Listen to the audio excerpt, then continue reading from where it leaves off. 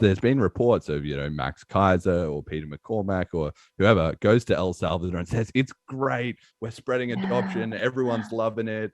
They're getting the idea, financial freedom, yada, yada. They're basically talking their own book. And then on the other side, people who are not as invested in selling that narrative, people like Mark Falzon did an excellent documentary, The Dark Side of Bitcoin in El Salvador, The Nudge, and various other people who are more on this sort of community, non-BTC side, who are in like the Bitcoin Cash or the Dash community, have gone over there to check it out and give sort of their take. And their take is often very, very different, which is like, okay, there is some, it is starting to happen a little bit, but there's also a lot of problems. Obviously, a lot of people don't really agree with how Nayib Bukele runs this country in the first place. There's been anti-Bitcoin protests. People don't really understand, what's happening or not happening. The wallet numbers are inflated because people just cashed out their $30 that the government gave them for free and forgot about it.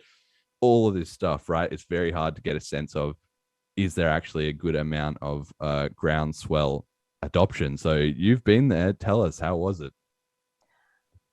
Yeah, it's really interesting topic. And I noticed you talked about Bukele dropping his laser eyes as well, which is...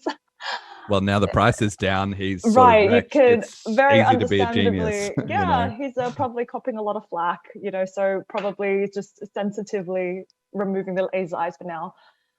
I think, okay, I'll start with maybe just, factually the kind of experience on the ground, right? So when I was there, it was a couple of months after they'd first announced Bitcoin becoming legal tender. And it was when they had the sort of second, I guess, it was a conference around adopting Lightning. So the actual activity on Bitcoin Beach was that you could go up to whether it was a bar or a, street store, someone standing by the side of the road, and pay with Bitcoin or over the Lightning network.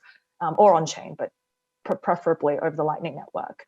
And it was that experience was very uniform. So around Bitcoin Beach, you absolutely could do that. And so I guess when people who aren't so familiar with Bitcoin comment around how there isn't anywhere in the world where you can actually pay with this thing yet, I think El Salvador did show that no, in a sort of, at least at that point in time, with the amount of Bitcoiners that were in town, everything worked very smoothly.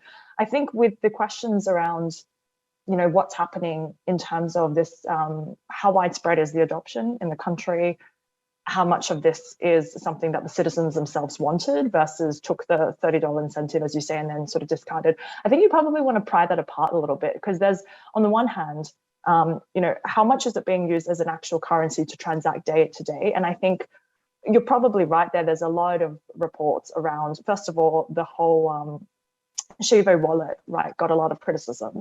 But I think the criticism around that needs to be separated from around broader, like introducing Bitcoin.